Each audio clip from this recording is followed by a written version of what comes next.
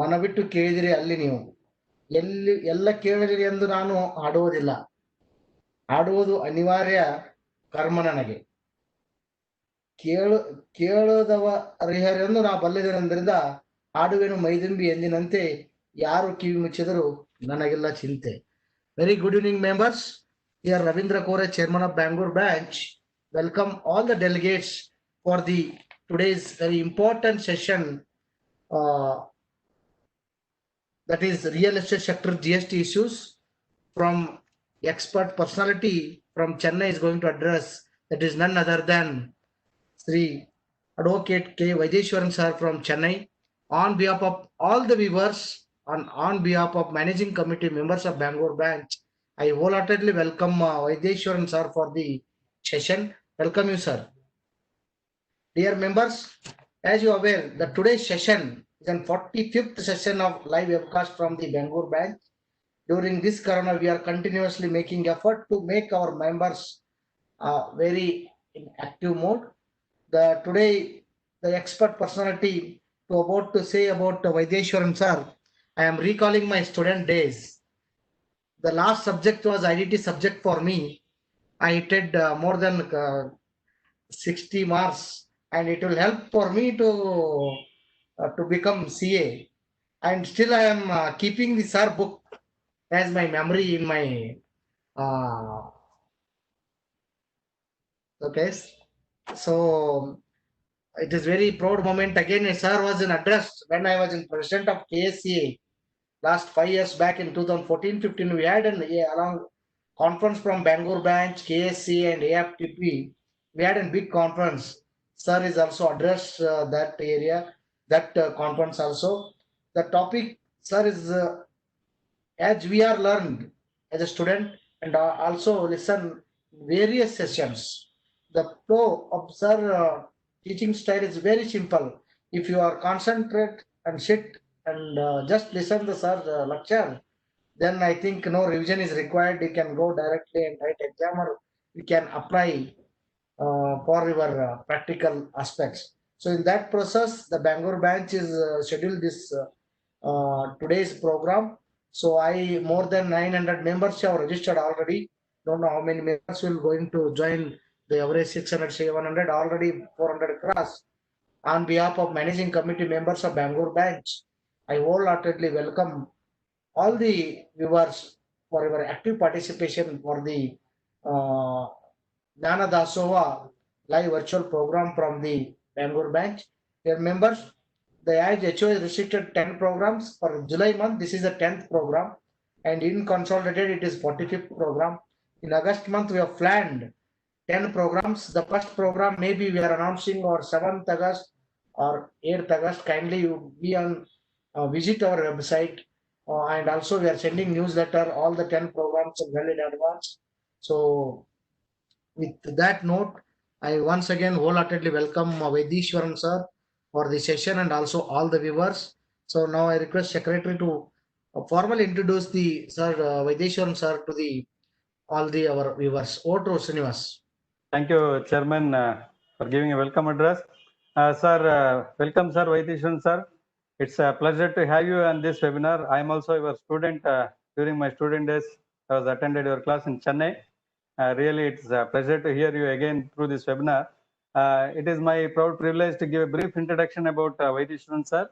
By qualification, he is a CWA, CS, and law graduate. Is having more than 24 years of experience. By profession, is advocate and a tax consultant.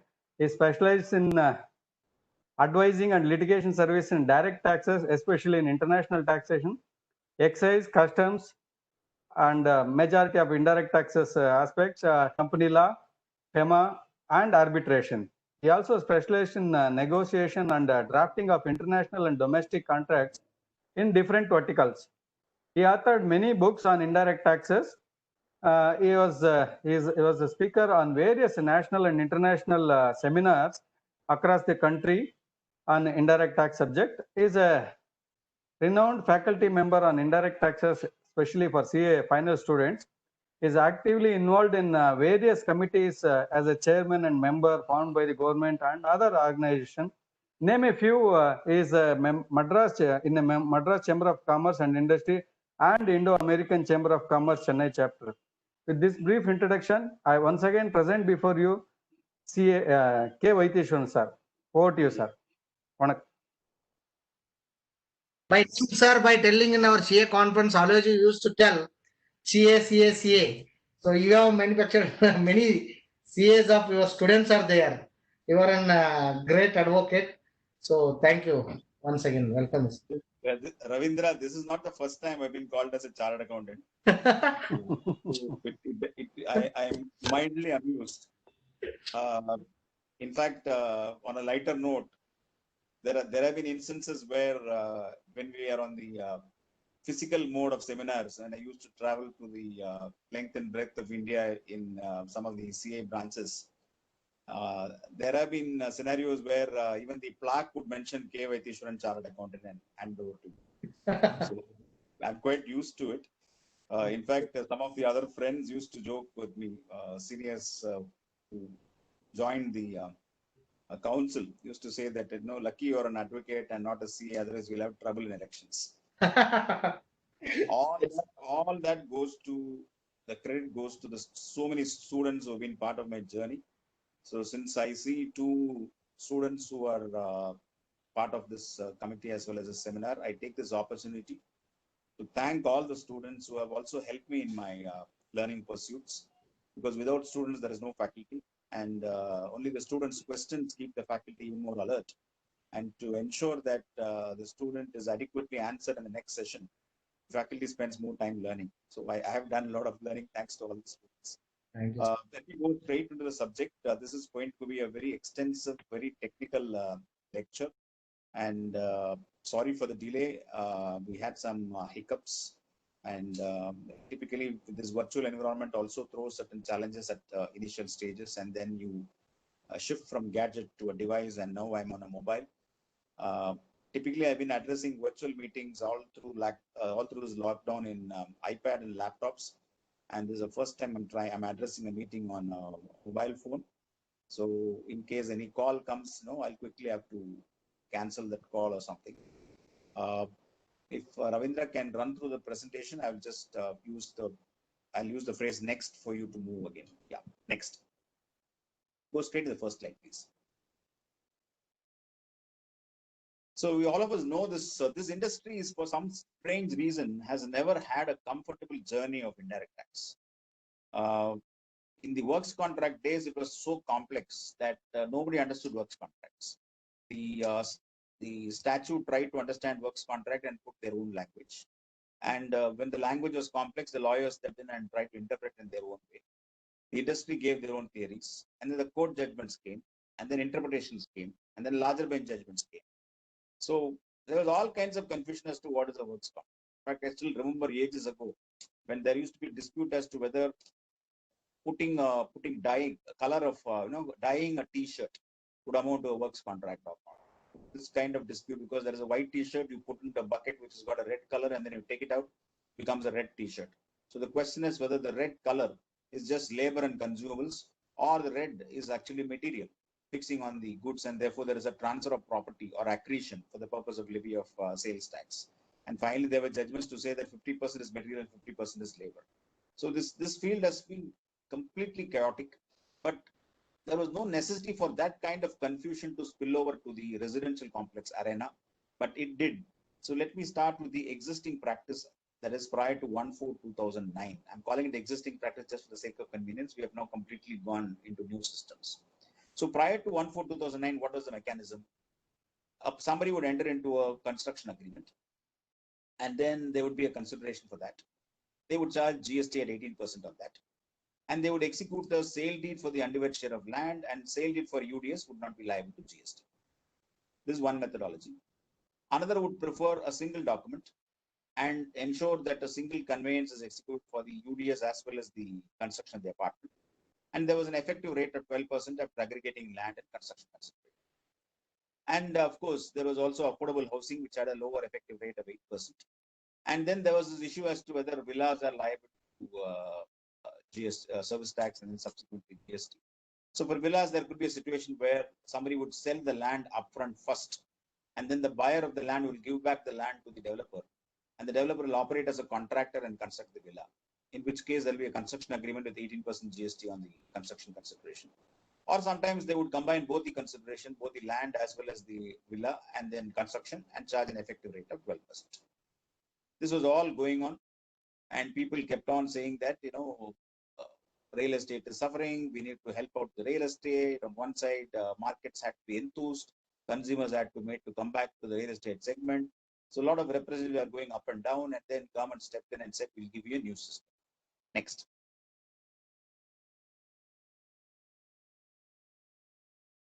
So as far as the next slide is concerned, sorry, there is this particular event that used to happen when you're doing a construction. After some stage, you will finish the construction. In the service tax regime, if construction was completed and a completion certificate was issued, there was no levy of service tax. GST is a little more liberal. It goes one step further and says completion certificate or first occupation, whichever is earlier. So even if CC is not obtained, but you're able to give possession to some apartment buyer and somebody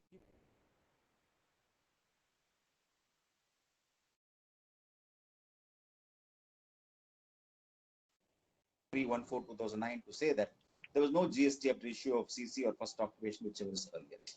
Then there was this doubt. Somebody said that, look, hey, you got your CC. Since you got your CC, you have no business to keep your ITC. So you have to reverse proportionate ITC based on that. Then one person said, no, there is no necessity for me to reverse ITC. Just because CC has come, it is only an event. Why should I reverse my ITC? I will retain my ITC. So there were decisions on whether you can reverse, what is the procedure, etc. Then came the question as to what happens to landowners. Landowners would give certain rights to the buyers, to the developer. There could be joint development agreements.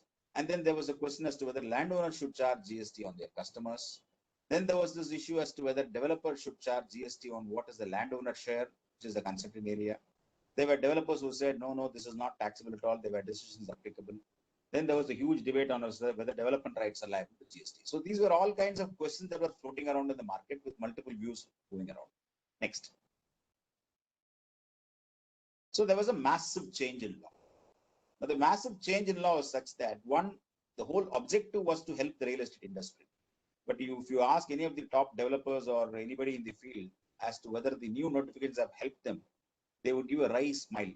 They would say that it has not really helped, because what is the purpose of an effective rate of 5% when I cannot get ITC? See, fundamentally, in fact, today's debate would also be seen. There's a lot of this, because of this COVID, this sanitizer is in the discussion today. And there is a lot of this memes and discussion saying that no, government should exempt sanitizers. Sanitizers is so critical. You must exempt them from GST. And in fact, there was a press release from the government saying that, look, exempting sanitizers might make it costlier, because when you exempt the sanitizers, you can't get the input tax credit, and therefore the price will automatically go up because the cost will go up. But I was very happy to see the press release, because that reflected a complete understanding of the economics of costing in any business environment. Non-availability of ITC would simply jack up your cost. And if cost goes up, your price goes up.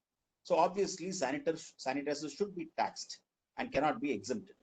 Now, if you apply this philosophy to real estate projects and then look at the new notification, the new notification said that pay 5% effective rate of GST, no ITC. So if you pay 5% effective rate of ITC and you don't have any input tax credit, whatever you purchase, your cement, steel, whatever you buy, will all come at huge GST rates, and all that is your cost. So if your cost increases, the ultimate price at which you sell the apartment will have to necessarily go up. So the government's philosophy of making the product or the apartment cheaper to the customer did not really work, because all the customer sees is that the GST rate has come down. But you have to look at the price of the apartment. Price of the apartment would have naturally gone up because your costs have gone up because of non-availability. So my fundamental quarrel with this new notification, if I can use the word quarrel, is that these notifications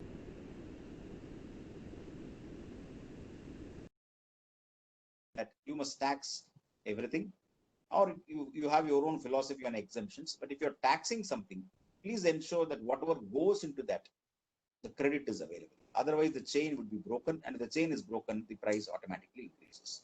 Now we had this super notifications. We had this 3/2019. We had, along with that, many other notifications. And in all these notifications, we had, just go back to the slide, Ravindra. Just stay there. So in that next one, sorry. You have this FAQ. The FAQ is very interesting. The FAQ says that the answers to the FAQs have been given in simple language for guidance and easy understanding of all stakeholders in the real estate sector. They do not have the force of law. In case of conflict, the Gazette notification which have legal force shall prevail, shall have precedence. So one, you don't understand the notifications, and therefore you have to look at FAQs. And how many FAQs? You have 68 FAQs.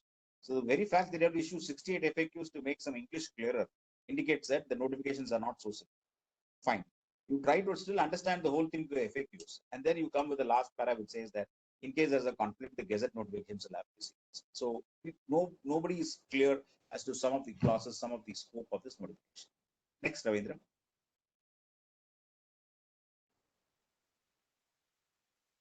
Next slide.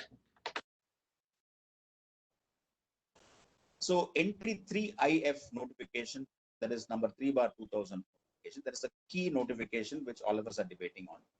Construction of complex buildings, civil structure or part thereof, including commercial apartments, shops, offices, godown, etc. Residential apartments in an ongoing project other than an official affordable residential apartment, etc. Sorry.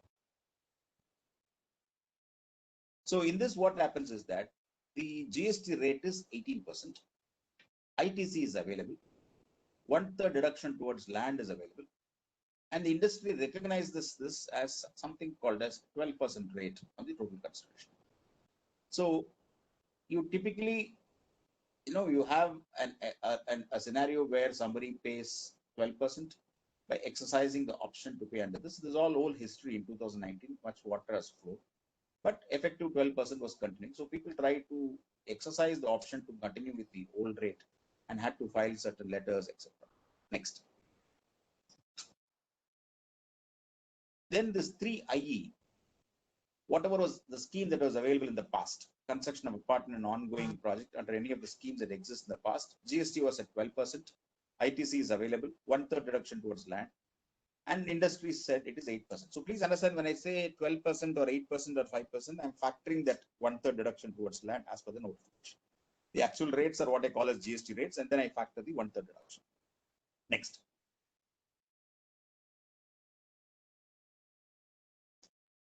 When ongoing projects, there was an option to continue with your 12% and have your ITC credit available.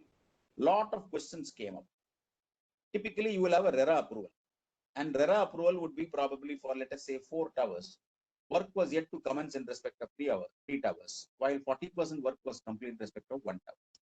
So whether only 1 tower qualifies for ongoing project, whether the entire project is an ongoing project, since there is a single RERA approval, whether it's still possible to call the other towers as ongoing without any excavation work. These kind of debates went on for some time. Then there could be a scenario where the project involves less than 8 apartments. And if there is less than 8, RERA itself is not applicable. So if RERA itself is not applicable, how will you apply the RERA conditions or RERA approval into GST? Then there could be a project which commenced before 1/5/2017. That was the date when RERA was brought into force. RERA not applicable if completion certificate has been issued. So if CC has already been issued for that project, RERA was not applicable. Then how do you exercise the scenarios and things like that? Next. We'll skip this. Next. Next. So let me go straight into the controversial but effective scheme. Many builders I know have opted for this new scheme. Next, Ravindra.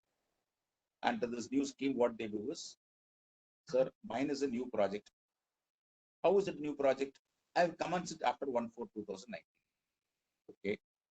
Is there any other way it is a new project? If you have not exercised the option, it is a new project. It's a very peculiar provision, where if you have not chosen to exercise the option for the 12% with ITC, your project is deemed to be a new project. And once it's a deemed new project, then what happens is that you're married to the GST rate at 5% with multiple conditions. So 5% is the GST rate with multiple conditions, predominant one being no ITC. If it is affordable housing, it is GST at 1%. And then there were, as far as affordable housing, there were conditions saying that your carpet area should not exceed 60 square meters in metro cities. and 90 square meter in other places. And gross amount charge is not more than 45 lakhs. Now, current debate everywhere across clients is that what is this gross amount charged?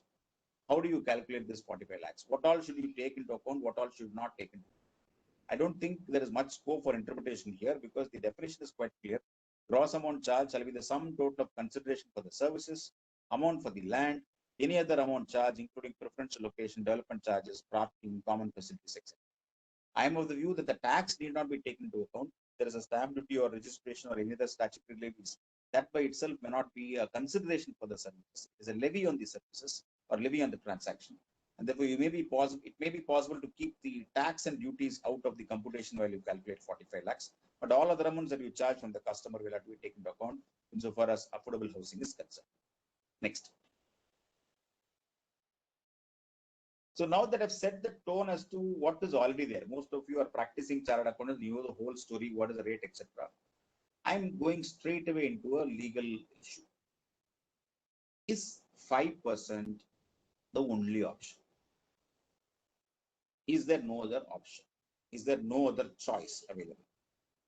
Is it not open to a developer to say, hey, I am in a position to enter into an agreement for construction. The consideration for construction is, let us say, 10,000 rupees per square feet.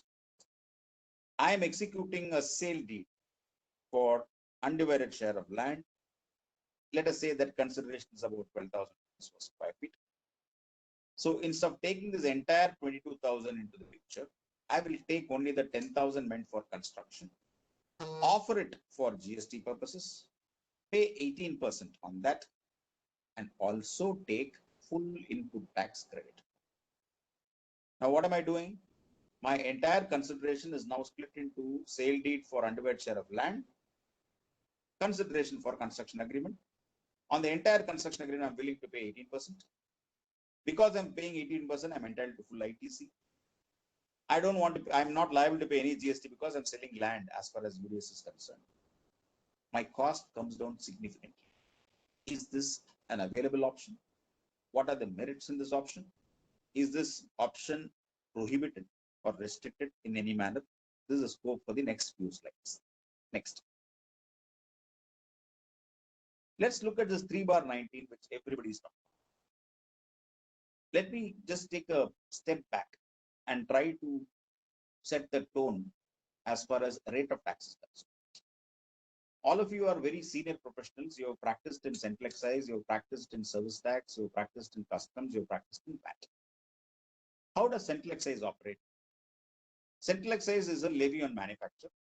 You have a central excise tariff act. The central excise tariff act has got a tariff rate, rate of tax specified in the tariff itself. Then there is an exemption notification which gives an effective rate. So if the excise duty rate as per the tariff is 12% and government wants to reduce it, they may give it at 5% through a notification, what we call as mega exemption, or they may give it as nil through an exemption notification. In service tax, you're familiar that there was a famous notification 25/2012, which exempted services. But for service tax, the rate of tax was always specified through the statute. 66B specified the rate of tax. For VAT, every VAT act had a schedule, and each schedule had a rate of tax which was printed, which was part of the schedule. Now in GST, what has happened? Charging section, whether you look at section 5 of the IGST Act or you look at section 9 of the CGST Act, the charging section says there shall be levy of GST at the rates notified as approved by the council. Therefore, the entire 9(1) and 5(1) contemplates an issue of a notification which shall specify rates. That's all, period, full stop. 9(1) or 5(1) does not in any manner suggest that there can be a rate of tax notification which is bundled with conditions.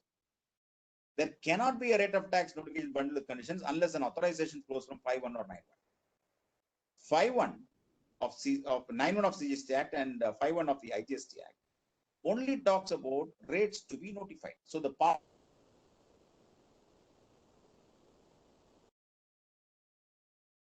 it basically amended 11/17. And if you read 11/2017, very cleverly it is written as, this is issued in exercise of powers available under 9(1), 11(1), 15.5 and 16.1 of the CGST Act. Now 9.1, as we know, is the rate of tax notification. 11.1 is the power to grant exemptions. 15.5 is the power to determine value in the manner prescribed.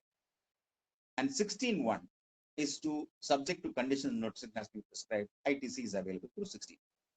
Now, I'm just glancing through each of these lines. Power to notify rates 9.1. Yes, government has the power to notify rates. Power to grant exemption. Government has the full power to grant exemption. So when you say 3/19 is being issued in under 9.1 and 11.1, why should they use 11.1 unless they operate it as an exemption also? Which means I'm building a theory that the effective rate of 5% is not actually a rate of tax, but actually a concessional rate in the form of an exemption. Because only if you give an exemption, there are powers available to specify conditions. Under 11.1, you can give an absolute exemption or you can give a conditional exemption. Conditional exemption can be saying that this is exempted subject to ABC. Unless you do this, you won't get the exemption. Therefore, non-availability of ITC as a condition should be read in the context of the power under 11.1 and not under 9, which means this 5% can be seen as a conditional exemption notification. Then you have parts of the notification which says how to do this valuation, why you should buy from registered buyers only. If you don't buy from registered buyers, what happens? And therefore, there seems to be a theory that all these conditions are flowing from 15.5 and 16.1. With due respect to all the theories floating around, I have a completely different view. Power to determine value for such supplies in the manner prescribed is the language in section 15.5. Prescribed is defined in the CGST Act as prescribed by rules. Subject to conditions and restrictions as may be prescribed, IT is available as a language in 16.1.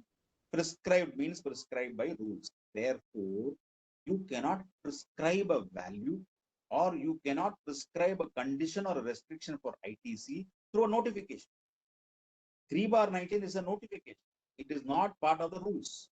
Therefore, if you have not exercised, if you say that I'm exercising powers under 15.5 or under 16.1, then the notification collapses because only rules can exist. So what survives is only a conditional exemption under 11.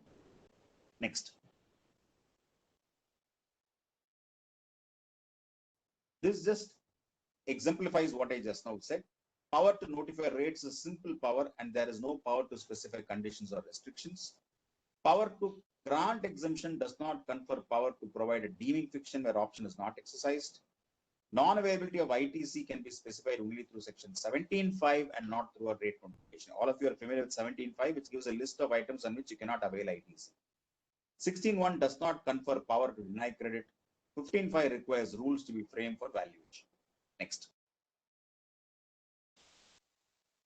Therefore, once we are able to travel down this path and come to a conclusion that notification 3/19 should be perceived as a concessional exemption notification bundled with conditions, then comes the option. Whenever there is an exemption notification which is bundled with conditions, it becomes optional. I can choose to forego it and follow what is the normal rate. Therefore, a developer can look at the entry available, namely residual entry, which refers to construction services other than, and simply pay 18% and avail ITC. And let me look at it from a what I would loosely call as reverse engineering perspective. Assuming you follow 5% and assuming you avail ITC, what happens? You're violating that particular condition. If you violate the condition, you're not eligible for 5%. If you're not eligible for 5%, you become 18%. And you're 18%, you're eligible to enjoy it. So either way, I am able to perceive that this is a very viable option. And in this option, the developer should be in a position to enjoy much more canvas of input tax credit, given the fact that cement is still at 28%. Next slide, please. This is summarizing what I just now spoke. Lower rate with condition is more under section 11. Lower rate with condition as an exemption results in the following. If the exemption is absolute, assessee has no choice. If the exemption is conditional, then assessee at his option can choose not to avail the exemption. And there are enough decisions available saying conditional exemption is at the opposition of the assessee. Assessee can ignore the conditional exemption, discharge GST at 18% and avail ITC. Next, please. Having debated or having given my thoughts on the first issue, let me go to the second controversial issue. 5% scheme, what are the consequences? This 5% scheme is a very interesting scheme. Not only does it say that you pay 5% and don't avail ITC, for some reason it doesn't like the developer. And then says, no, future you don't avail ITC is okay. Whatever past ITC you avail, knock it off. Reverse all the ITC avail, and that too from transition also. That's what the notification says. So what does the language use this? You have to pay tax only through electronic cash ledger. You have to reverse ITC in respect of attribute to construction of project by the time of supply is up to 1/4/2019. You have to buy 80% from registered suppliers. If you don't buy and there's a shortfall, there is a reverse charge mechanism, 18% is payable. You have to give all kinds of details. And you have to report ITC not availed in GSTRP. Next. Ravindra, next. So my question is, can a rate notification mandate procurements only from registered suppliers? Same logic.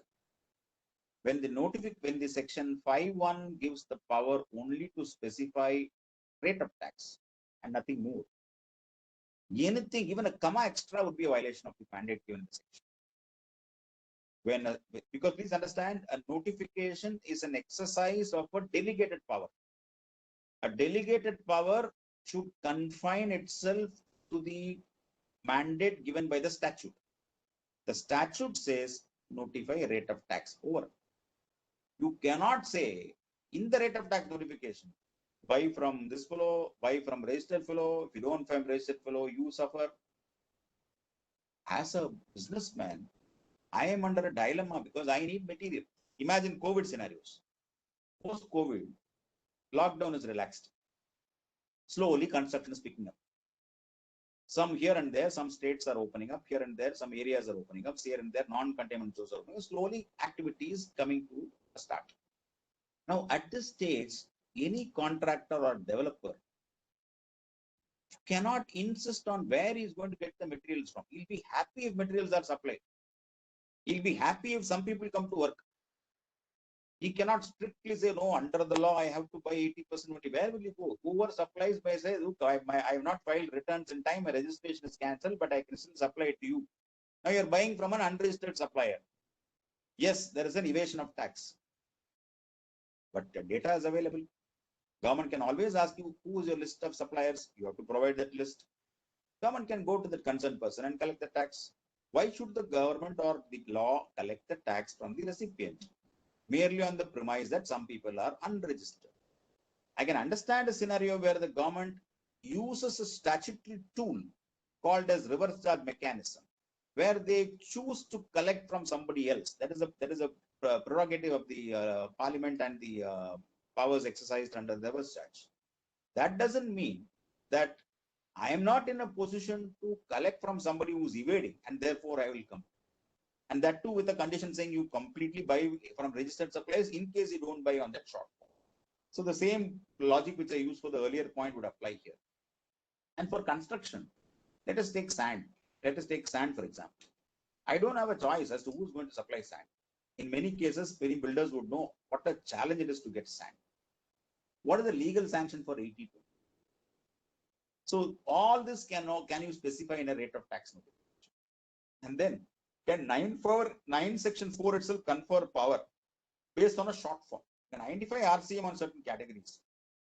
It talks about class of registered person, categories of goods or services, and receipt from an unregistered supplier. It doesn't talk about buy from registered. If you don't buy, if there is a shortfall, that shall be deemed to be bought from unregistered. Now, that doesn't make sense from a pure legal.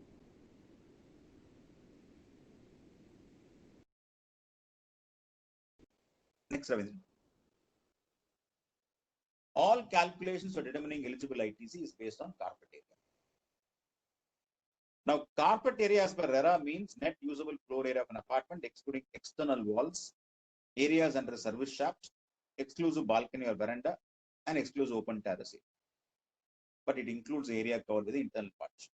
Now, my challenge would be, if RERA itself is not applicable, can the carpet area based on RERA be a factor? And notification nowhere refers to common area. Is it correct to take the whole ITC and reverse based on carpet area and other factors? These are all new questions that are coming up. And if I shift to new rates, what does the law say? For entire ITC from 1st July 2013 to 31/3/2000, including transition credit, is a starting point. There is a separate comedy track where a developer wants to had availed transition credit on various construction materials. Notice is issued to the developer. Sometimes show cause notice also come. What does the notice say? If cement is in the cupboard, you can take as ITC under transition. But if cement has been mixed and poured into the pillar, you cannot take it as transition because it has become immovable property. So there are notices from the department saying that if it is work in progress, if construction has started, if materials have been poured into pillar or floors, etc., even though it is not yet completed, it has become immovable property. Therefore, you cannot treat it as goods or materials and avail ITC. In fact, I have a simple strategy. Better solution would be to accept this principle and then say that you have also said that it has become immovable property. You have yourself agreed that the whole thing has become immovable property. Therefore, you are correct. I know I'm not eligible to take credit. Kindly give me refund of whatever GST has paid subsequently. Why should I give you a refund of GST? You have said it's immovable property. It has become immovable property. How can you collect GST on immovable property? So you can't go hot and cold. You can't approbate and reprobate. You need to take a consistent stand. What is the philosophy of transition? Let's understand. I know that's a huge court battle going on. You have the Brand judgment pending before the Supreme Court. There's a big debate as to whether 1 year is enough, 1 year is not enough, transition. Let me try to forget all those case laws and put one simple principle in perspective. I am going in a train, traveling in a train with 4 or 5 luggages. Suddenly you stop the train and say, quickly get on, jump into the next train. Whatever memory I had, pulled whatever luggages I remember, carried 2 children, brought out everybody from the coach and then jumped to the other train.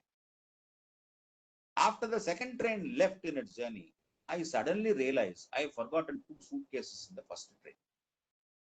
Now, can you deny those 2 suitcases to me, even if it is in your possession? No, you should have taken it to the second train. We gave you 10 minutes to go to the train.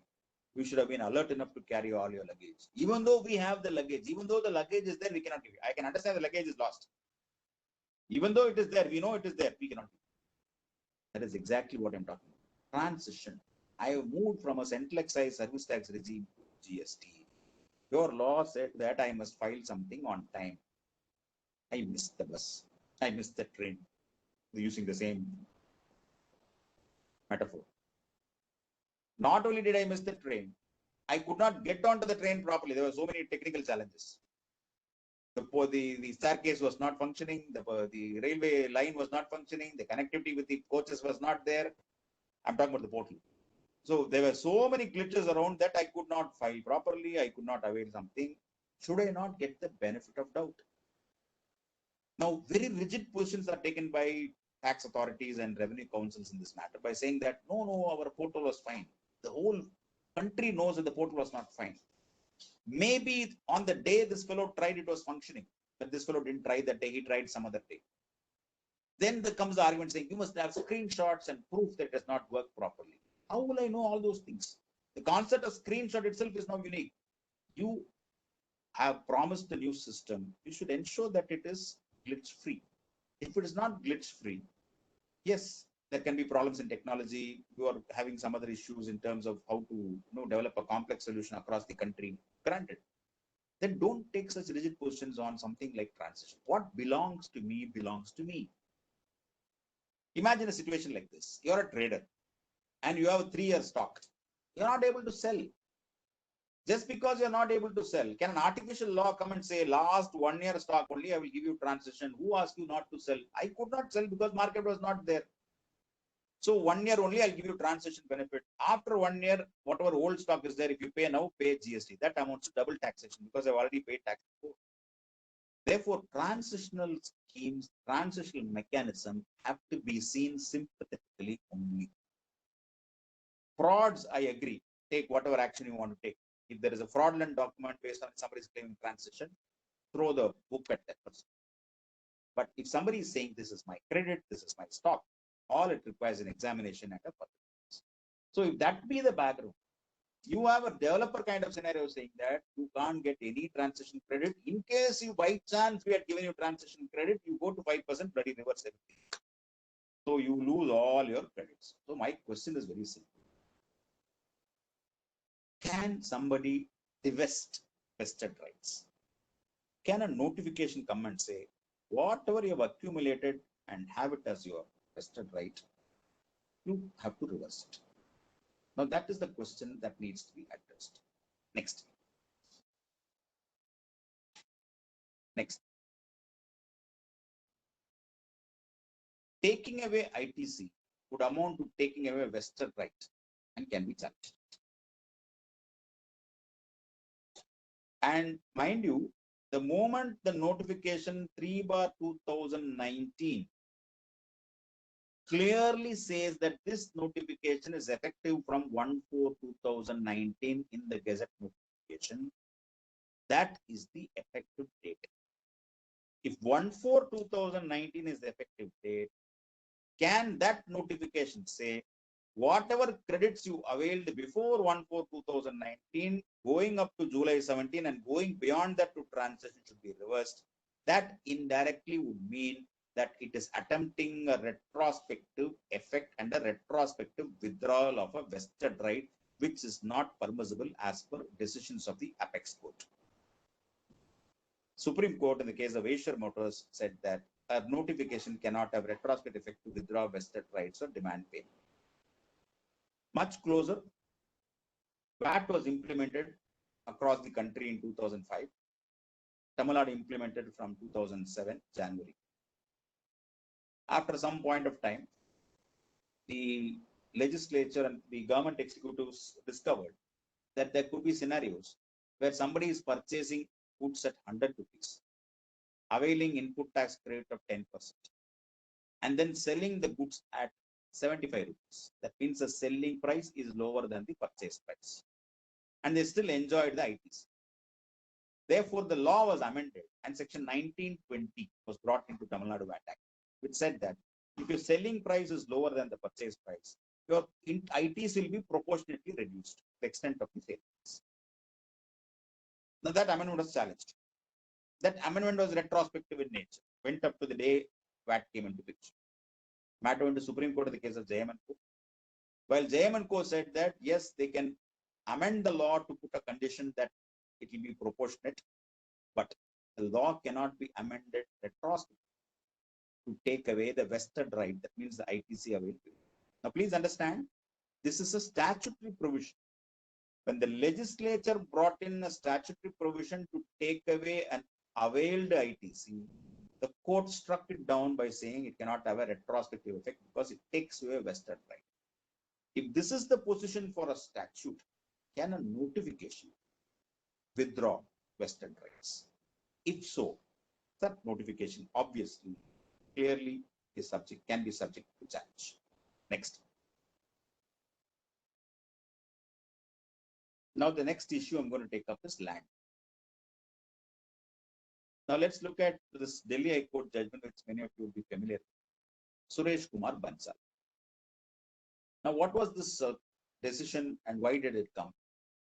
The same problem was there in service tax law when construction of complex and works contract were treated differently.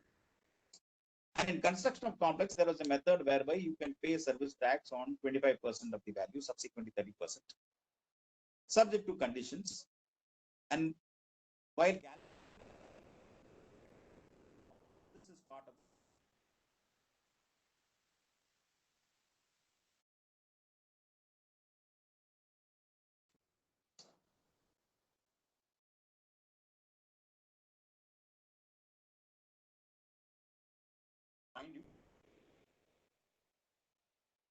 sorry, the notification talked about inclusion of value in land, and therefore the Supreme Court said that when service tax is on services, if there is no mechanism for identification of the non-service segment in the transaction, the non-segment service segment being materials and land. If there is no mechanism in the statute which will clearly identify the non-service component in the transaction, a levy which does not make the distinction fails. And therefore, they said there must be a clear machinery mechanism for ascertaining the actual measure of tax, that is the value of services. The revenue argued that, yes, that is what we have. 25 bar the 26 bar 2012 is that. 25% is identified towards land. And that is a mechanism for that. For that, the High Court said that you cannot use a notification for this purpose. Therefore, Suresh Kumar Bansal was very clear saying that either part of a statute or part of a valuation mechanism you can provide, not through a notification. Now, what is done in 3 bar 19 is the same story. 1/3 of the consideration is taken as the value of land, and it is done through 3 bar 2019. It is not forming part of valuation rules. It is not forming part of a special category of computation for GST for construction. Therefore, consolidation is equally applicable. So the same notification is susceptible to challenge based on the principles. You have not identified the non-supply portion, namely the land segment, like how you earlier did not identify for the context of services. Next. So the abatement to the extent of 75% by a notification of the circular cannot substitute lack of statutory machinery provisions to ascertain the value of services involved in the composite contract. Next. Next. So let me give you two scenarios. Land consideration is 1,000 rupees per square feet. Construction consideration is 14,000 rupees per square feet. Now, as per 3 bar 2019, what should I do? 14 plus 1, 15,000. Deemed land value 1/3. Therefore, 5,000 gets knocked off. Therefore, the taxable value would be 10,000 rupees per square feet. Now, can the tax authorities insist that land value should be only 1,000 rupees, the actual value or registration value, and not the deemed 5,000 value? Now, here I'm getting a benefit. There are some decisions which are very interesting. It is well certain that a deeming provision is an admission of the non-existence of the fact deemed. The legislature is quite competent to enact a deeming provision for the purpose of assuming the existence of a fact which is not really. When the law creates a legal fiction, such fiction should be carried to its logical end. And the question is whether there is a deeming. Can there be a deemed value of land? Next. Let's look at a situation 2. In Bengaluru, there could be certain areas which are very pricey in terms of land value, and certain areas which are not so pricey. So let us say in a particular area, the land value is very high. Is it possible for somebody to say, like, land is 10,000 rupees per square feet, construction is 5,000 rupees per square feet, I'll go by 3 bar 2019, 1/3 is the value, reduction, taxable value is 10,000 rupees per square feet. On this 10,000, I pay the effective rate of 5%. It's possible, effective 8% because I'm taking the total. Now, can you do this? Or can you say, why should I take the 1/3 value of land, which is a lower figure, when my actual value of land is a higher figure? In other words, is it possible for somebody to say, I will pay GST at 5,000 rupees per square feet. I won't avail ITC and I'm not going to 18%, going by the rate available in the note, 8%. But I am not taking the 1/3 reduction for land, I'm taking the actual reduction for land because it is beneficial. Next. Now, I would bring your attention to this in the Supreme Court in the case of Wipro. Wipro is a very interesting case in customs. In customs law, when I import goods, I have to pay customs duty. And in terms of section 14 of the Customs Act, the value goes to the customs valuation rules, where I adopt the transaction value. Then the valuation rule says that in addition to the transaction value, you must add what is known as freight, insurance, clearing charges, handling charges, clearing charges. For freight, the rule says that you have the actual freight, take it. If you don't have the actual freight, percentage, 20% of FOB. Insurance, if you have the actual insurance, take it. If you don't have the actual insurance, take 1.125%. Handling charges, they said 1% of CIF. So the matter before the Supreme Court was, my handling charges are much lower than the 1% charges. Am I not allowed to substitute the actual figure instead of a deemed figure of 1%? Supreme Court read down the provision. Reading down a statute is one of the methods by which courts render justice. Sometimes when they see that a section is creating certain hardship or a rule is creating certain hardship, one option would be to strike it down. Another option would be to read down in such a manner that the problem that is caused is solved. So Supreme Court read down the provision and said that yes, 1% is there, but if somebody says my figure is lower than 1%, adopt it. That means actual can be substituted. Apply the Supreme Court logic. Take 1/3 land value if it is beneficial. If you have land value which is much different from the 1/3 value and it is higher than the 1/3 value, you have every right to substitute that land value by applying the report. Of course, you will face litigation, but you have a decision of the Supreme Court. Next. Let me go to the next famous topic, joint development agreement, land ownership. Next. So typically in a joint venture, what happens is that I may have different models. First would be a revenue model. This is actually a very convenient method, but it involves tremendous amount of trust factor. So in this revenue share model, what happens? The developer will do everything with the customer. He will negotiate the prices.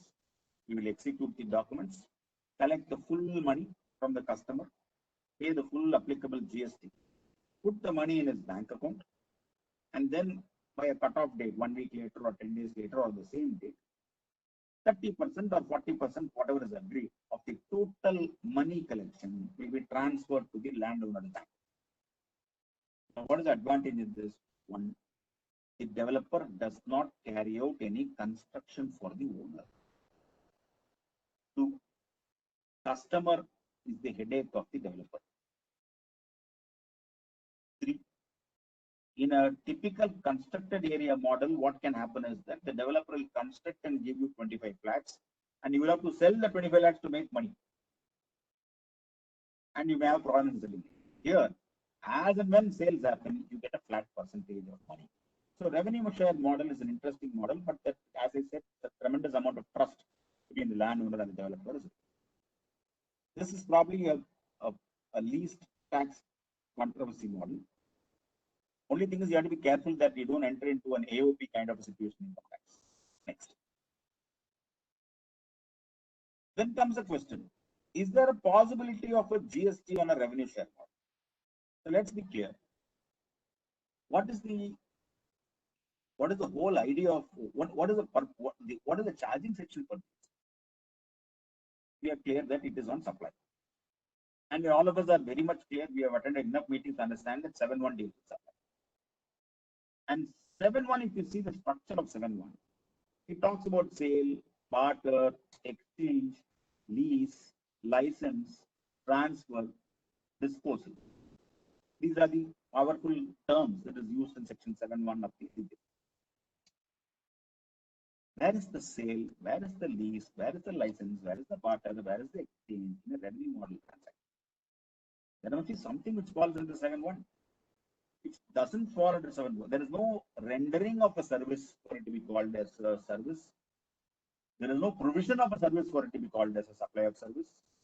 There is no goods flowing from the owner to the developer to the developer to the owner for this purpose, or for the owner to the developer for this purpose. Therefore, in the absence of a supply of goods or service, revenue share cannot.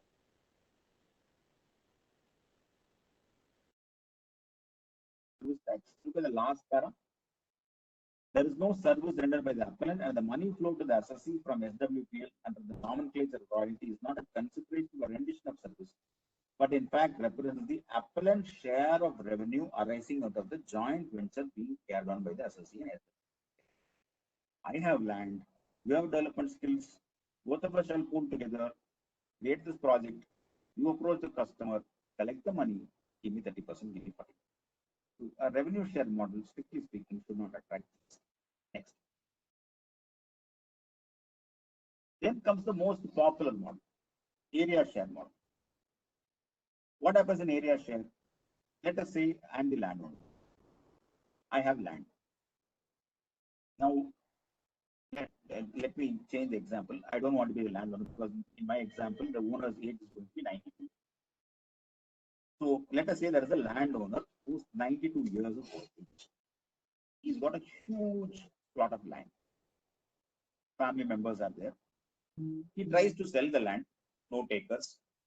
Plus, he's very scared to deal with this kind of volume big transaction. Then one developer comes to him and says, "Why are you breaking your head? I will develop the property. I will construct 100 apartments. Out of the 100, I will sell 60 to the market. 40 I will give it to you. You enjoy rent in your prime time of your life, or you give it to your grandson, great grandson." Old man is happy. They enter into a joint development agreement, and then 40 apartments are supposed to be given. Now, please understand in this transaction, who gains what, who loses what. Purely from a revenue perspective or a value proposition, the developer is able to sell 60 apartments to the market without owning the underlying land.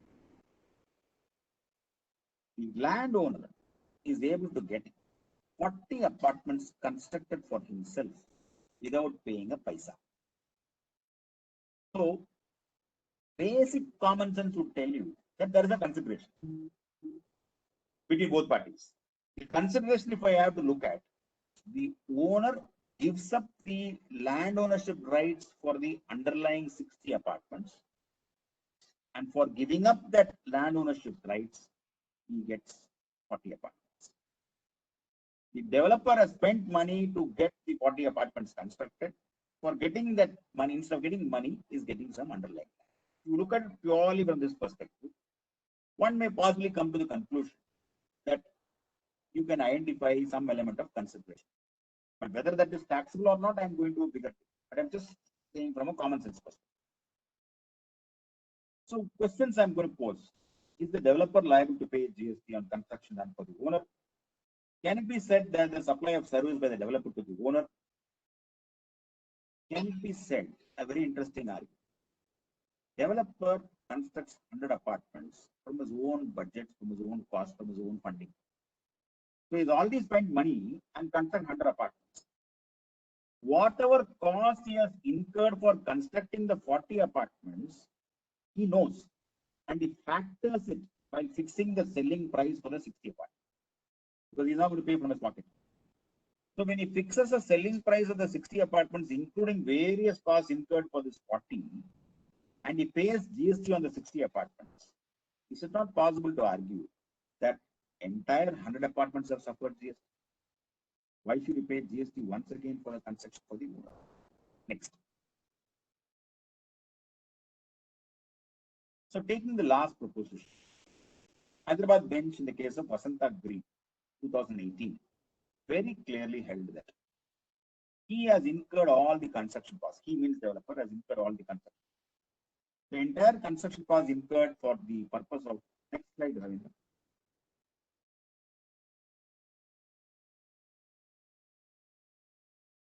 Next slide, please.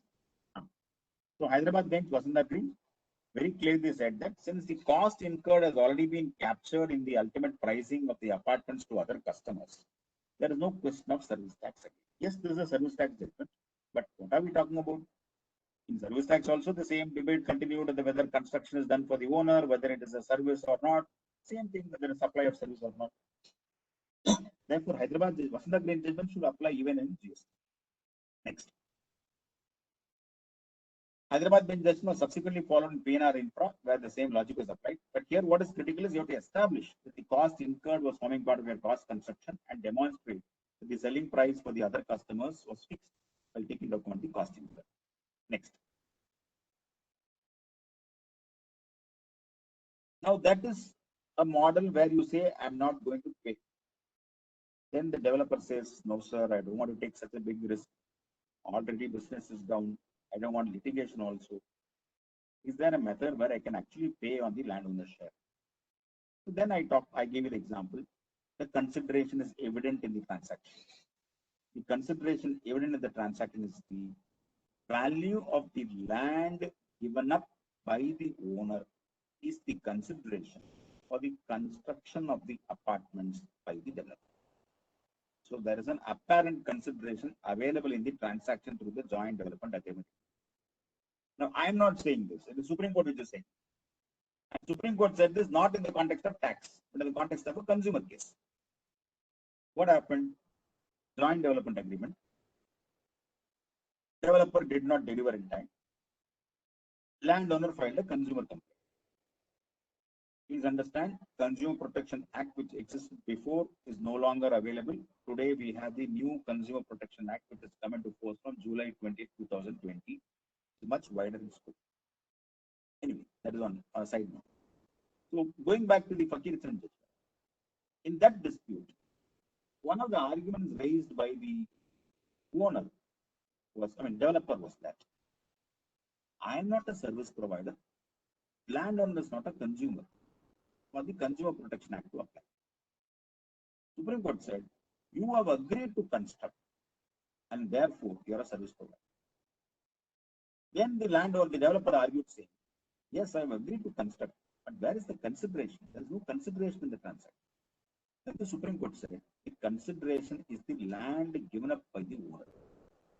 So what constitutes a consideration in a joint development agreement has already been examined by the Supreme Court, and Supreme Court has very clearly stated that the land given up by the owner for getting some constructed area is the consideration for the constructed area.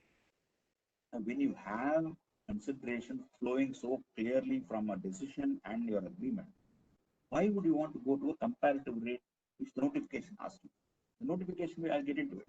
The notification says go for a comparative. Next. This is the notification 4/2018. So 4/2018 says that you will have to pay GST. You will have to pay as far as the construction carried out for the landowner is concerned at a point of time. In fact, please understand, notification 4/18 does not talk about value. It talks about point of taxation. It talks about a point of time by saying that the point at which the person transfers possession of the right in the construction complex by issue of allotment letter. That means when the developer hands over allotment letters specifying these are the 40 apartments for you, that is the date on which GST is payable in respect of the area constructed for the owner. But it doesn't talk about the value. Next. Then came 6/2019. 6/2019 again said the same thing. We can skip this. And 6/2019 was a little more elaborate by saying that the liability to pay GST is on the consideration paid in the form of construction service of apartments for supply of development rights. So what 6/19 said that there is a consideration paid by the promoter in the form of a construction service. So take that and adopt that. And liability shall arise at the time of issue of completion service. So in effect, what 6/2019 says, go for comparison. Adopt the rate which you adopt for other customers, and then pay the tax at the point of time when there is an issue of CC or first occupation, whichever is. Next. So I would summarize this like this. First would be, this would be a better slide for you to understand than the discussion slides. First would be a no tax position. A no tax position would say that I need not pay tax on the construction carried for the landowner because the construction cost has already been captured in my other selling prices on which I paid.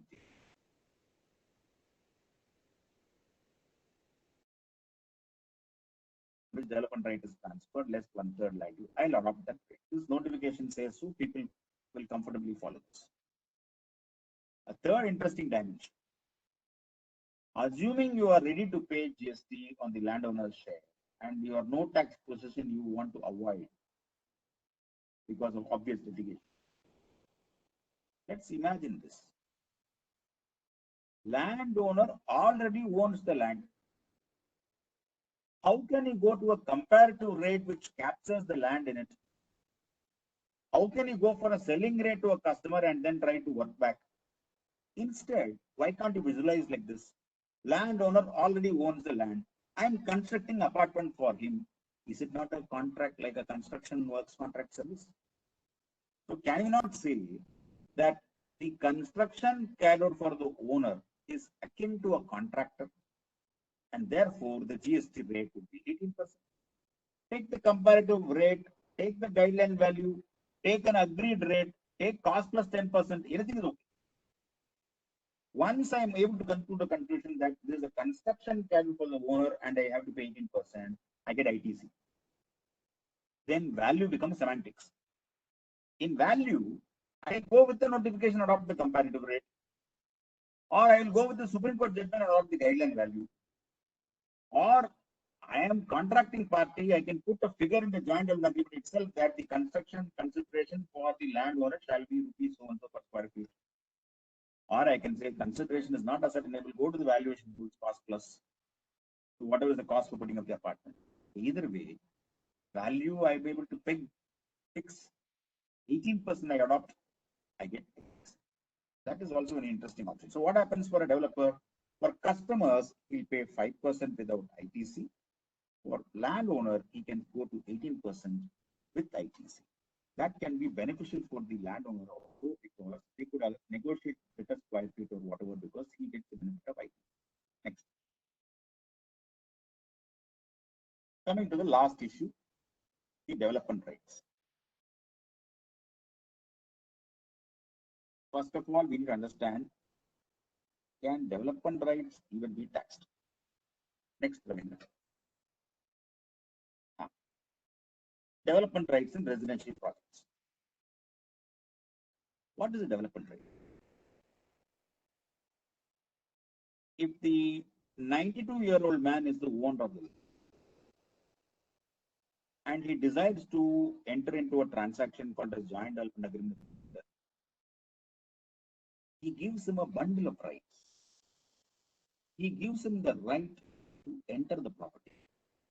He gives him a license to occupy the property, put up his construction, etc. There, mentioned tent, sheds, etc. Bring his laborers. He gives him a power to apply for permission. He gives him the right to construct apartments there as per the approvals. He gives him the right to sell the undivided share of land pertaining to his allocated area. It's a bundle of rights. Popularly called as development rights, but there is much more than development rights. There is land. The notification assumes that there is only development right. What about the land given up by the owner in favor of the developer to whom? To the customer? So either there must be a mechanism to say, if at all we concede that development rights is supply, I'm not going to concede that, I'll come back to you later. If at all you concede that development rights is a species of supply, then you should delink with land, or you must accept that it is part and parcel of immovable property and cannot be taxed.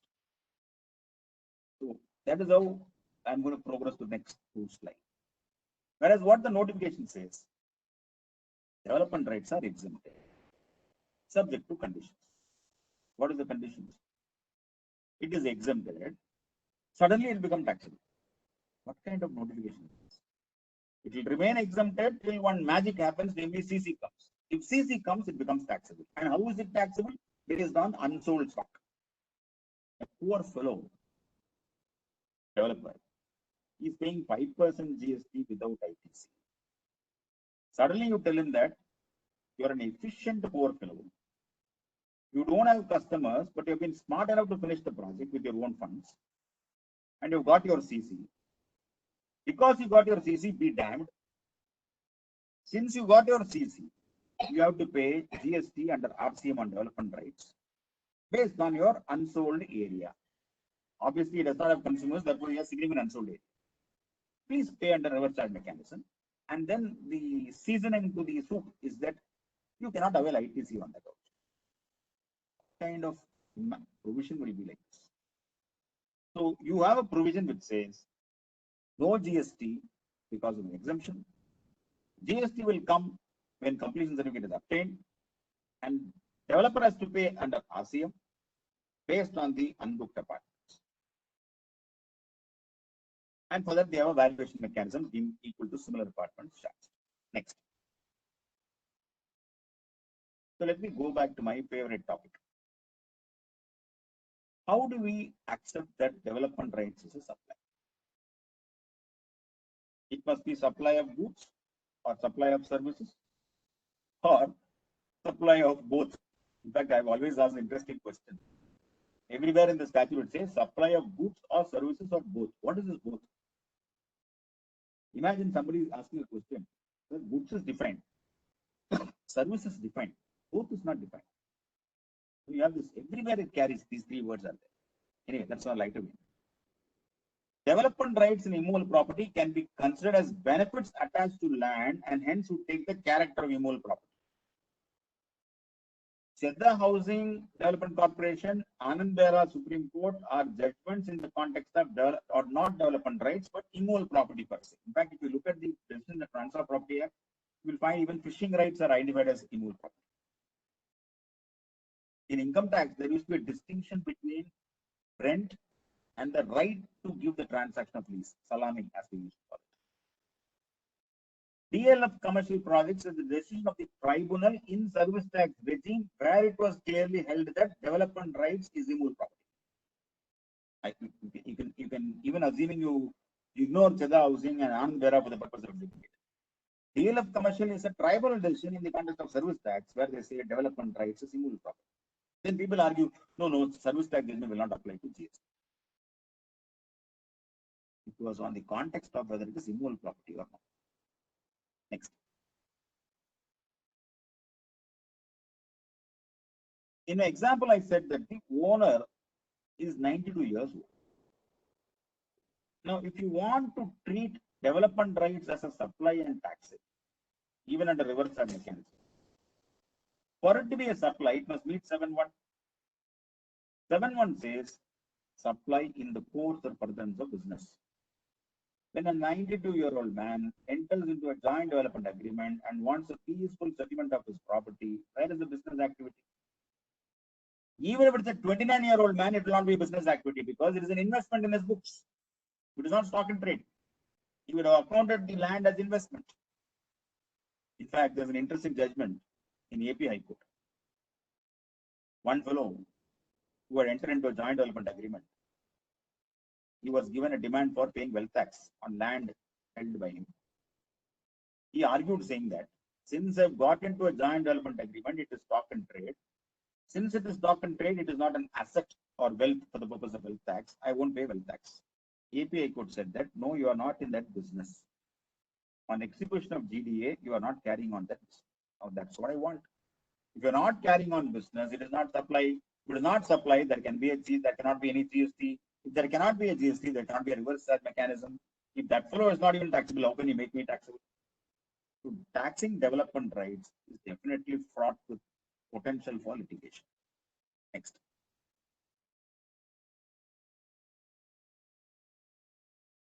Selling rate for a customer is identified as a tool for valuation of development rights. Now, please understand, selling rate for a customer is based on square feet. Development rights are not measured in square feet. It's some valuable item for which I don't know how to calculate that. Selling rate would include land, whereas owner is already owning the land. Owner not only gives you development rights, but also right to sell goods. Therefore, there is no computation mechanism to clearly identify what is the value of development rights.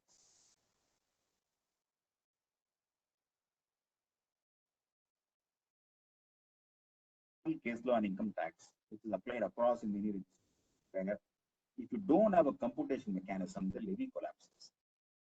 So if you don't have a clear mechanism to say what is taxable, how it is taxable, then the levy collapses. And here you don't have a clear-cut computation mechanism, even assuming and concealing the development rights are taxable. I'm not giving up that point that it is property, but if you want to say that you want to tax development rights, you must have a mechanism to find out what is the value of such development. If you don't have it, the whole thing collapses. Next. So to summarize, GST on development rights, no tax position, valuation as per notification, huge computation challenges, possible challenges and changes in the future. Of course, reverse charge mechanism and no IT. Next.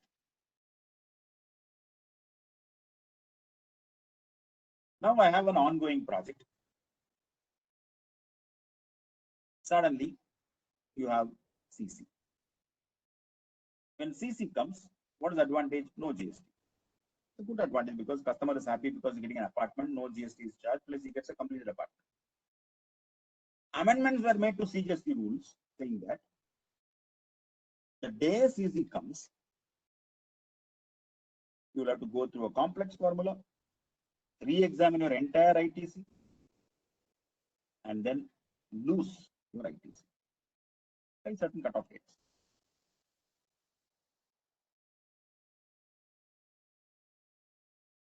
Can there be a scenario where a mere event of getting a CC trigger a reversal? Let's understand this. Proportionate input tax credit is a well-known system where there is a taxable supply and an exempt supply. Again, I use the phrase where there is a taxable supply and exempt supply. When I get a CC, it is only an event of issue of CC. I am not making a supply. There is no sale of such apartments when I get the CC. I may sell in the next month or that month some apartments. I'll come to that later. But when I get the CC, which is what the rule says, you get the CC, in that month you must calculate and reverse all the credits. The event of getting a CC is not an exempt supply. It is not even a supply. So why should I reverse proportion credit? Why should I reverse the entire history of credit? Please understand, when I availed input tax credit, I was fully eligible for this credit. Eligibility test cannot be applied throughout the project. Eligibility test has to be applied at the time of availment, not even at the time of utilization, only at the time of availment. At the time of availment, am I eligible? Yes. At time of utilization, it is only money available for set off. CC comes, you can't re-examine my credit. Re-examine would mean you are rewriting the whole story. After CC, you cannot avail credit. That point. That is means after CC is CC. After CC, I'll still have some work to do. Some polishing will be done, some cleaning will be done, some final work will be done. I cannot claim ITC on those materials. Perfect. Why should I suffer a reversal of credit validly availed at a point of time when the law allowed me input tax credit? Therefore, it is not correct to re-examine the ITC already availed and already utilized also. In fact, I have also enjoyed those credits. Now you can't ask me to pay that amount. Many of the notification says pay this amount. This amounts to retrospective denial of credit, which is again not permissible. You cannot deny credit retrospectively. Second, even if you look at the notification which amended the CGST, the amendment comes into force from 1/4/2019. An amendment itself, which is effective 1/4/2019, cannot have a retrospective effect merely by language, unless it is expressly brought in as a retrospective amendment. So therefore, that is also questioned. Next. Practically, if you look at the kind of inventory which people have unsold stock. Take Bangalore. Q3 18-19, you are talking about 1,02,443 units in unsold stock. Q3 19-20, you are looking at something like 1,02,5. Every city you have developers leading because of unsold stock. In this kind of scenario, you come with notification after notification saying, you got your CC, you cannot sell it. It is unsold stock. We'll help you. How do we help you? Reverse all your ITC. And this ITC are all utilized for some customers who have bought it before. Therefore, pay. Where will I go and pay when I don't have cash even to realize and sales are not happening? So it's high time we relook at 3/19 and all the CGST rules and give some kind of clarity, make changes if required, make changes from the date the notifications came into force, and then ensure that ITC is not unnecessarily disturbed. Next. Look at the amount of locked-in capital for developers, 3.7 trillion. 2020 Q1, Bengaluru, we have an unsold inventory of 89,122 units. The INR billion value of 640. It's a huge numbers. Next. And what is the story to get out of this? It's a waiting game. Not only is it a waiting game, I don't get any rental returns. And thanks to COVID, investment is no longer attractive. But I have to maintain the property. I have to incur utilities, I have to incur maintenance, I have to ensure security is there, because I have to sell it, still has to look good.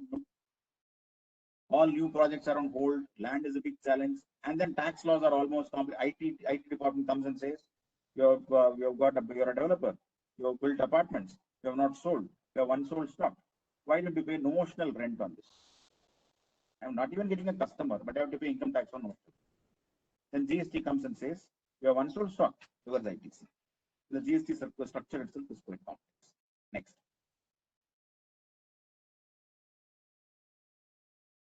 And this industry has got other issues.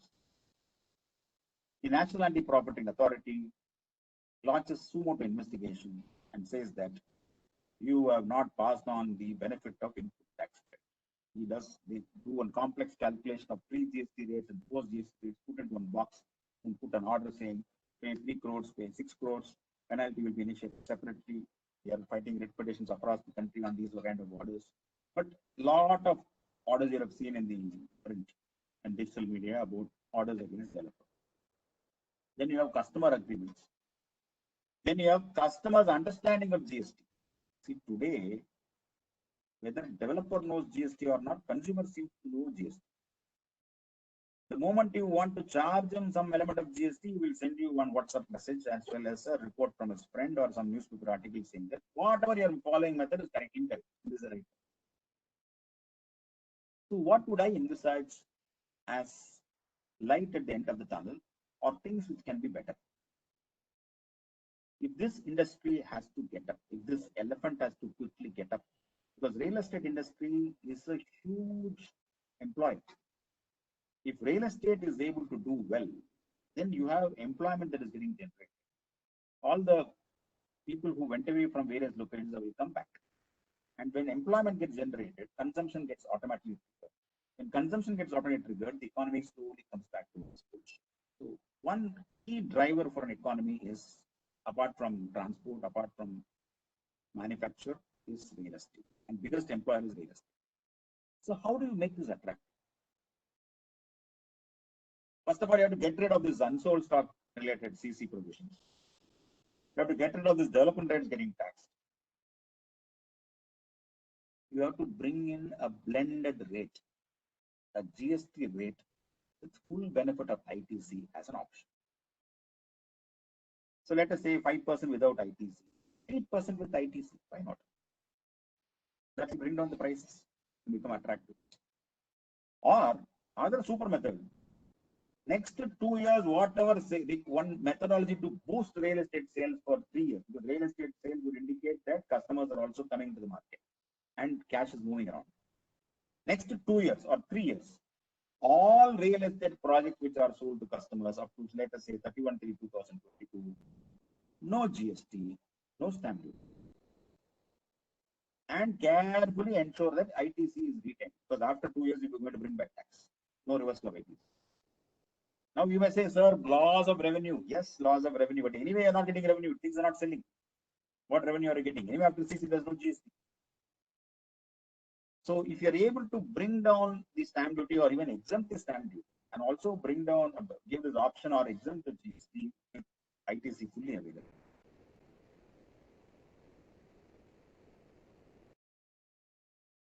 would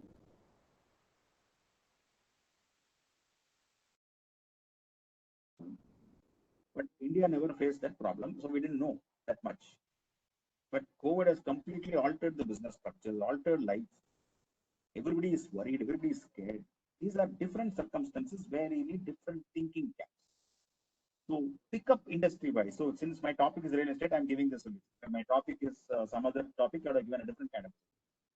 For real estate, ideally, we need to look at exempting with ITC for a 2-year period, getting rid of this CC-based taxation, getting rid of provisions talk about ITC reversal and payment, talk about some kind of a super lower concession rate of stamp duty or even an exemption. And that is probably where we should be heading.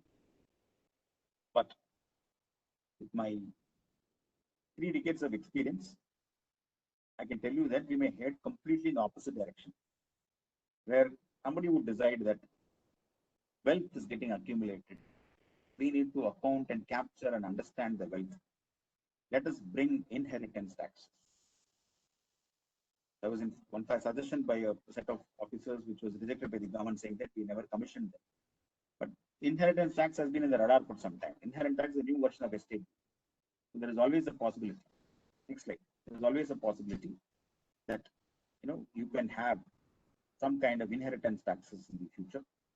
But ideally, if you want this industry to wake up and get up and push the economy further, you should look at some of the suggestions I've given. My next slide would be a thank you slide, last slide.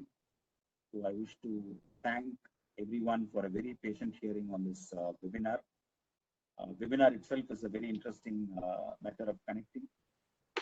I'm able to connect with so many people through the digital world, and all of us have got used to this webinar. Sometimes it is very difficult also because there are too many webinars. In fact, you have to choose which webinar you are listening to. And thanks to this YouTube, some of these webinars are also shared in the YouTube, and you can peacefully look at it later and hear it in concentration. But still, it's a wonderful way to connect. I'm sure in this con call, in this virtual webinar, there could be many students of. I stopped teaching about 9-10 years ago, or probably the year in which Sachin retired. I stopped teaching on that date. So there could be very senior professionals who have been students of mine. There could be other friends who I've met in many other forums. So I'm not able to see you in a physical format. I will come and wish each of you and say hello once I recognize you. So I will take this opportunity to greet every one of you and wish you all safety. Please be safe. Please stay at home. Bangalore is going the Chennai way. Please be careful. Don't make the mistakes that Chennai did, and take as much precautions as possible. Life is critical. Safety is critical. Health of people around you is very, very important. Thank you very much. Yes, sir. Few of the questions are there. In case of self-redevelopment of society, existing flat owners get new flat in lieu of old one. Receives extra space for no cost. Volume.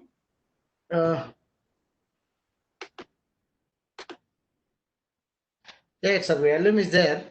In case of self-redevelopment of society, existing flat owners get new flat in lieu of old one. Receives extra space for no cost.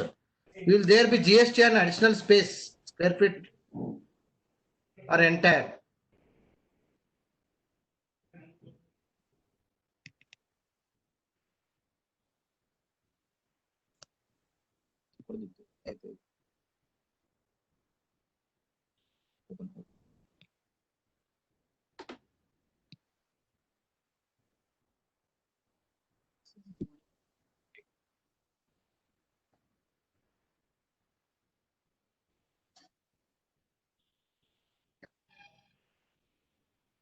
Thanks.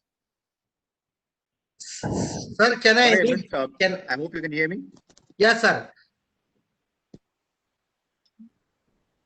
Volume is quite low from your side, but I presume you have thanked me, and I thank you for that. No, sir. Questions are there. Few questions are listed. I would like to ask that questions on behalf of our members. Yeah, if there are any questions, please. Yeah, in case of self redevelopment of society, existing flat owners get new flat in lieu of old one. receives extra space for no cost. Will there be GST and additional space or square feet or entire?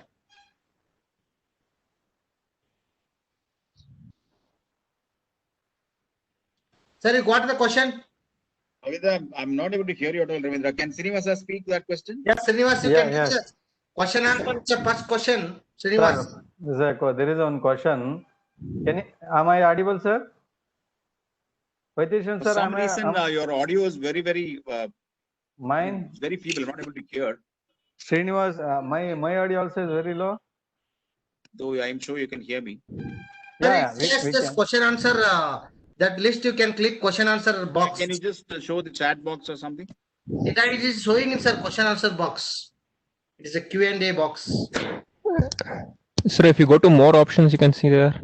Now I can hear you. Please go ahead. Now read the question. Yeah, in case of self redevelopment of society, existing plot owners get new plot in lieu of old one. Receives extra space for no cost. Will there be GST on additional space, a square feet or entire? See, in a society, typically the Maharashtra model is very different, where the unit is owned by each owner, and they are members of the society, and they enter into agreements with the prospective developer. There's a redevelopment. There is a demolition of existing structures, and then fresh flats are constructed or fresh units are constructed. And some element of new units are also given to the developer to give to the customer. Whatever I spoke about joint development rights, whatever I spoke about the options available, whatever I spoke about business, whatever I spoke about not being a supply, whatever I spoke about development rights issue are all equally applicable. All the answers which I discussed, the legal options available are equally applicable to your factual matrix. Sir, A is paying the tax as capital gain. Can B also pay the capital gain tax or business income? He is also part of the sale deed. Full payment received by B only. After adjusting his advance, he paid balance to landlord A. I think it is income tax question. Doesn't matter. Okay. See, there are two issues which will always come up. We'll have to examine whether there is a transfer, and transfer for the purpose of Income Tax Act in terms of 247 will also include relinquishment of rights and extinguishment of rights. So in any transaction, you'll have to examine whether there is some kind of relinquishment of rights that is happening by a person who is an agreement holder or a right holder. If he is having certain rights under an agreement and he relinquishes that rights for the purpose of valuable consideration, that can be seen as a transfer. But in a typical controversy that can arise is whether the joint development agreement is registered or not. That could also be a different kind of situation. You have the decision of the Supreme Court in Balbir. You have to go through that decision. Also see the amendment that was made. And there are even more, read 45(5)(a) and things like that. You will get some kind of picture. Next. When a developer purchases sand from an unregistered dealer, can he pay RCM at 5% since GST rate for sand is 5%, or whether he need to pay RCM at 18%? What is he purchasing? Sand, sir, sand. See, that is where the whole thing becomes unfair. My earlier point was that because you have not bought up to 80%, the shortfall is deemed to be a procurement which attracts 18%, even though that shortfall could be adequately explained as a material which would probably attract 5% had it been sold by a vendor. So somewhere we'll have to bring the actual versus deemed. Of course, if you're going to pay 5% on this, you're going to get litigation because they will say that sand is not a notified category for 5%. The only category is 18%, and you have to live with the notification unless you have challenged the notification. So if you're a big player, you can look at challenging the notification and questioning the validity. But if you're a very small player and cannot afford the litigation or the time involved, simply pay 18% because it's not worthwhile to risk it otherwise. Yes, sir, you said that concessional rate of 5% is conditional and non-observation of conditions would make us eligible for 18% rate. There's explanation to clause 12, which provides that the general rate cannot be adopted if the specific entry is attracted.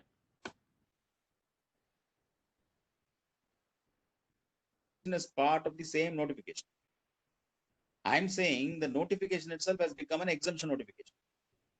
Once it has become an exemption notification, 11 prevails, section 11. And 11 says any conditional notification, you can choose to make it optional. Sir, in case of non-submission of Annexure 4 as per not 3/2019 notification, the ongoing projects are deemed to be at 5% tax rate.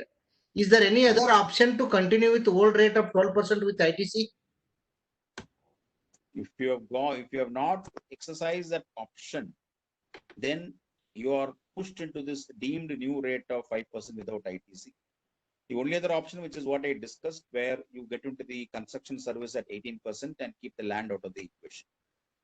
The other option may be a little more tricky. Sir, there is a question from Alam Prabhu sir.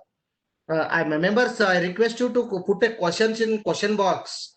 If you put in chat box, it may miss. Kindly excuse for that. But still, there are two questions. Put it in chat box. Revenue sharing model 7.1 is inclusive, capable of taking into its ambit all the transactions that can accrue under this model, thereby making GST applicable. Please illustrate it. No, my revenue sharing model is a model which is not so popular, but I would feel that it is a very sensible option from a tax perspective, because you're not constructing anything for the owner. The moment you're getting out of constructing anything for the owner, you're getting out of construction being carried out for the owner. Then the next question that remains is, what is the nature of money that I hand over to the owner, being his share? Now, for that to be taxed, it has to be a supply. For it to be only if it is a supply, it can be taxed. So if there is no supply involved in the revenue share, for that I give you that service taxation of the port. If you apply that principle, then you can argue that there is no supply when the landowner receives money as his revenue share, and therefore there is no tax. Sir, next query is since the entry 49 is not amended by 101 first constitutional amendment, GST cannot be levied even indirectly on land by deeming it as supply. Anything includes everything and leaves nothing. I fully agree with you. 101st Constitutional Amendment Act has amended entry 84, substitute entry 84 of the union list, as substitute entry 54 of the state list, but has left entry 49 of the state list untouched. It has even amended the entry 62 in the context of entertainment tax. Therefore, when entry 49 has been left untouched, that clearly indicates that land was never part of the GST plan. And in fact, late Finance Minister, late Mr. Jetli, when he used to give his interviews, he used to say that GST will be complete only when we can bring real estate into GST. So if the Finance Minister kept saying, former Finance Minister kept saying that real estate has to be brought into GST, clearly indicates that it is not in GST. So land is not taxed. Okay, sir, that's it. The questions from the members. I wholeheartedly thank you, sir, for your wonderful session. It was again going back and listening your session like always. Where to? Because I also completed LLB course. Whenever the seeing the word advocate means in our practice, day-to-day practice, we are using our advocacy knowledge. But even that elaboration and explanations given by you is very relevant, and moreover, sir, in real estate sector, there is a lot of issues are burning, and again the litigations will get increased. And here, we professionals need to be more accurately guide our all clients and enlighten us for this session. You enlighten all our members, sir. So on behalf of all the members and more than 600 members are with your program. So on behalf of managing committee members and all the viewers, I wholeheartedly thank you, sir. Your wonderful presentation. Dear members, kindly note that our next session will be on maybe probably on August 7th or 8th. So I wish all our members Happy Varamalakshmi. There is a festival in Bangalore specifically. Every family is celebrating Varamalakshmi. Yes, this is, I can understand Corona and all the difficulties there in home. Anyhow, we are in home. Stay home, be safe, and you can spend with your family, and you can devote your time. In meantime, our Jnana Dasava, the process of learning from the Bangalore branch, will be continued. Now we are completed 45 sessions. The next month, 10 sessions are already scheduled, and it will be published in the newsletter. So I thank you members all for your active participation. My special thanks to Vaidishwaran sir for accepting our invitation and being part of taking this. So I request our Bangalore branch secretary Srinivas to formally thank our speaker and all the viewers for their active participation. Over to Srinivas. Thank you, Chairman. Sir, it was a really wonderful session today. Generally, real estate session or webinar, whatever it may be, there will be plenty of questions used to come. Today, we see very, very few questions, whether they fully understood or confused, we don't know. But very less question. But anyway, it was a fantastic session, sir. I thank on behalf of Bangalore branch of ICA for wonderful presentation, taking out your busy schedule. I thank on behalf of Bangalore branch of ICA, sir. And I also thank all the members for active participation. Thank you, sir. Thank you all. Thank you, Ravindra. Thank you, Srinivas. Thank you all. Bye. Thank you, sir. Thank you. Thank you, members. Thank you all.